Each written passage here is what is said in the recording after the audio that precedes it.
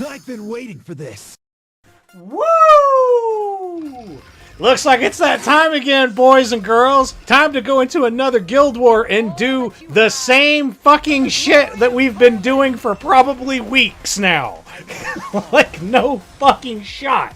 Conqueror Lilias, Choux, Navy Captain Landy. Fuck it. Throw in Moon Bunny Dominiel. Okay, cool. Now we've got all of the oh-so-wonderful shenanigans this broken piece of shit Conqueror Lilias does. Now we don't have to worry about that. Hey, immunity. Hey, skill null. And we have an attack buff up from Moon Bunny. Alright, cool. Now we have Martial Artist Ken ready to go in and absolutely make these fucking girls scared for their life of big, burly, brown men. So, what's going to happen here? Basically, attacks going into Martial Artist Ken. Oh, looky there. Navy Captain Landy's already fucking dead. Now we go in once again. Big S3 from Martial Artist Ken. Shazams. Now they going down. Now, one thing in particular that could have gone absolutely incredibly bad is, hey, what if the Choux got a counterattack and then also got another attack with the follow-up attack? I think we would have been okay. It was right there where we didn't get a critical attack from the pull that the Conqueror Lilias did. So this is where it was like a case, it was a very strange case of, okay, so this is a non-crit maxed regular Choux. Okay, cool. Even if it was a fully maxed crit Choux, we would have been 100% fine, because the worst thing that could have happened, we could have been hit from an S1, S2 follow-up onto our Martial Artist Ken, but that's why Unbound Arowell's there. Unbound Arowell's there pretty much just to, you know, reduce a lot of that damage we would be taking. And now, onto the oh-so-wonderful main event. So, hey, get used to seeing this shit. We're going to be seeing quite a bit of it. So, hey, it's Ran, Lilias, and Senya, a team that I'm pretty sure a lot of you are quite fucking sick of seeing, myself including. But basically, hey, Ran does his shit. And then because this Ran is either not on RNL, or he straight up doesn't get lucky enough to pull an RNL, that's the end of his turn. Then, you know, the attack comes in from Lilias. So this is one of those strange Lilias-Senya cleaves where the Lilias goes first instead of the Senya, which, once again, I don't know why they do that. It is 100% worse to do that, but hey, whatever. That's just in which the way it is. So hey, we go in with Lone Crescent Bellona. When she finally eventually gets her turn, we have two methods of getting rid of the skill null. That's going to be from Elena if we just so happen to want to use her S3, or it's from the AoE attack that the Lone Crescent Bellona is going to do. If you're not dealing with a really thick Ran, or just, you know, any kind of normal Ran in general, you should one-tap him every single time with Lone Crescent Bellona. And honestly, it was right around here that I then began to notice another little strategy that you can utilize for this. Notice how we hadn't used Elena's S3 yet. Now we did. Well, hey, what if I just so happen to take these turns while I have Immortality to go into the Senya? Well, you get a counterattack, and then it hits you, and then, you know, whenever the turns eventually come through, you've essentially negated a form of damage. So, what does that ultimately mean? It just means that you're going to get more meter on your Lone Crescent Bellona, so you can do more counterattacks like that. So, I ultimately kind of noticed this here, and of course, you know, the Lilias is on Holy Sag, you know, just to make things more fucking annoying, because, hey, LOL, gotta be here longer, man. Just great fucking team, I love fighting it. But basically, we'll see this kick in again on the very next match, and then we'll also see it kick in once again when we do not go into the Senya who has counterattack. So right here, hey, looky there, it's Ran, Lilias, and Senya yet again. Boy, oh boy, this is like the funnest shit ever. So, once again, then same stuff happens. Ran goes first. Oh, hey, cool, this procs Elena. And the one thing in particular that I'll at least bring up now is we don't see an RNL Ran until the third match. And I'll go into that a little bit more in detail whenever we really get to it, because there is something very, very important that you do need to know about that match. But here, it's quite literally the same shit. The only thing in particular is, oh hey cool, that Lilias actually has Ancient Dragon's Legacy, which means she should be doing more damage, but once again, the Lilias is going first before the Senya. Something that if you're going to utilize this as a form of cleave, especially if you're using Gab Senya, you need to make sure that that Senya is the one who goes first, because then it just complements your team setup. It makes Lilias do significantly more damage, and depending on the level of your gear and how much damage that you're really going to be doing, hey, it really works out in your favor. So, like, right here, I see this opportunity of, like, okay, let's go ahead and we'll throw on the invincibility now. Whatever. I'm pretty confident that I'm going to survive anyway. But hey, we'll hit into her. This then procs the Senya because she has counterattack now. Okay, so now we're starting to build up some meter. What if we go into Senya again? Okay, another attack. Then another attack goes in. And right here, just because a dual attack happens, hey, whatever. But hey, still the same thing. You're building meter, and you're just ultimately doing more stuff. Because the only character that could possibly have Holy Sack is Lilias. Because if a Senya has Holy Sack, she's just not going to be a threat because, you know, Spear of the Newton's not going to do damage. But either way, that was pretty much that one. So, hey, here's another oh-so-wonderful fight of Ocean Breeze, Luluca, Lua, and Abyssal Yufine.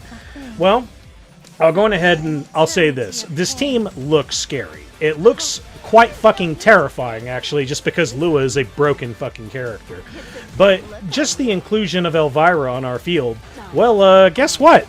We're pretty much 100% in the clear. Why are we 100% in the clear? Well, pretty much because Elvira just straight up takes a unit out of the fight. She just straight up takes her out. Like no shot.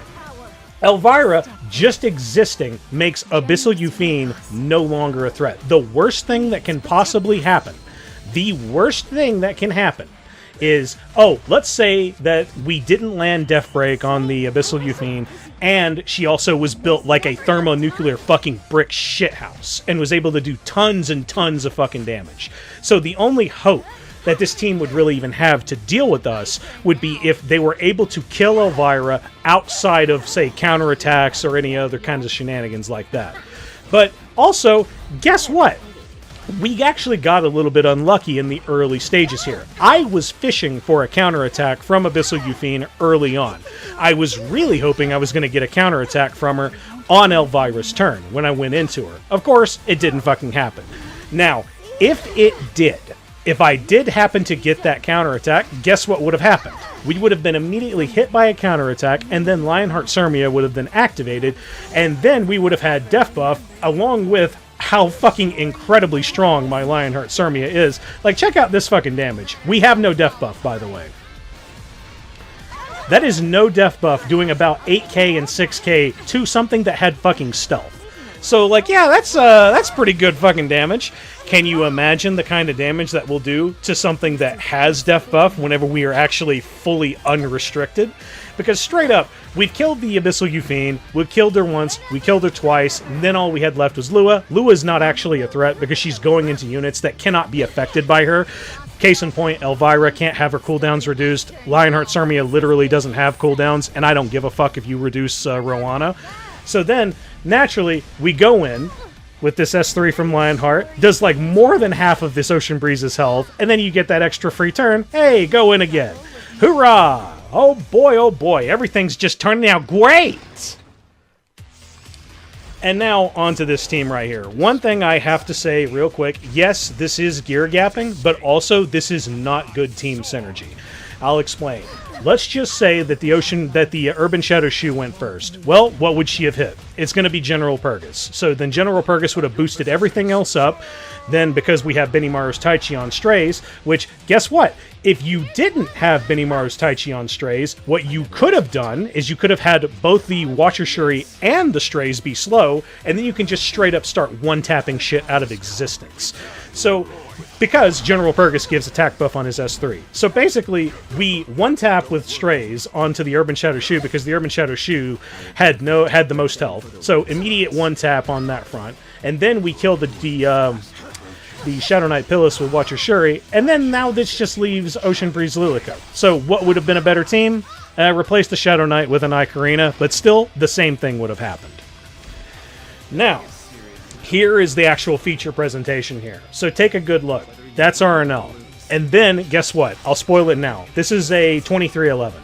So this is the one thing that I've never actually experienced, and I didn't know if it was actually going to be safe going into this. The one thing I'm going to tell you right now is, one, this RNL and this RAN, this is not a real RAN. The reason why I can prove that is because real RANs deal significantly more damage than the damage that you've just seen. So if this was a real RAN, then the actual character that he would have gone into, it would have absolutely been Elena. Because the Ran did not do enough damage, and then my whole team was able to heal from the heal that Elena then gave off.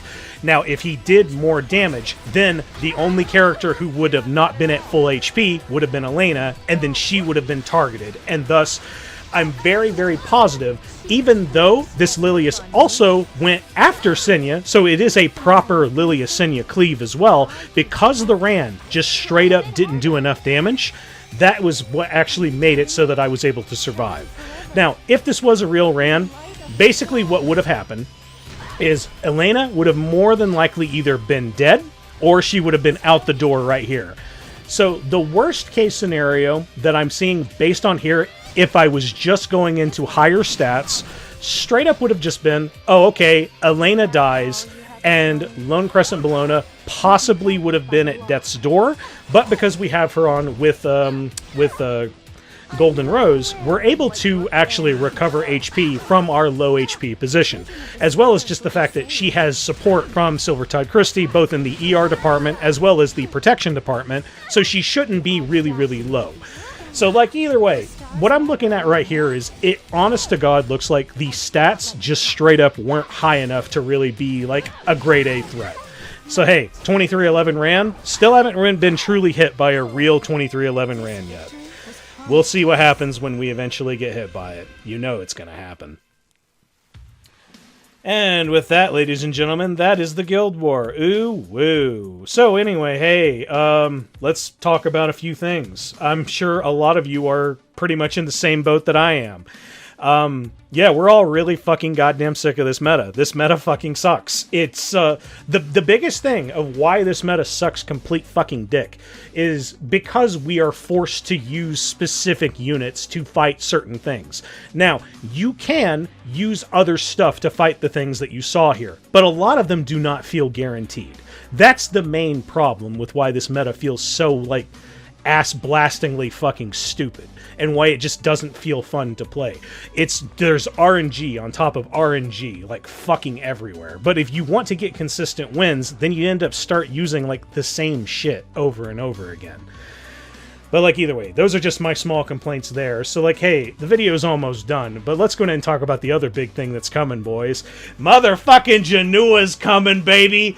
Who the fuck is excited for that? I know I am. I'm really hoping Smilegate doesn't fuck this shit up. Just don't fuck him up. That's all I ask. Don't make it like another fucking Blooming Lilica bullshit where it's like the thing barely fucking works, or what other, like, limited character or whatever. Just make the character work. Character's cool as shit. I'm predicting Soul Weaver revival mechanics. Who knows? But either way, boys, that was the video. If you liked it, go ahead and hit that like button. If you want to see more of my stuff, hit subscribe or something. I don't know.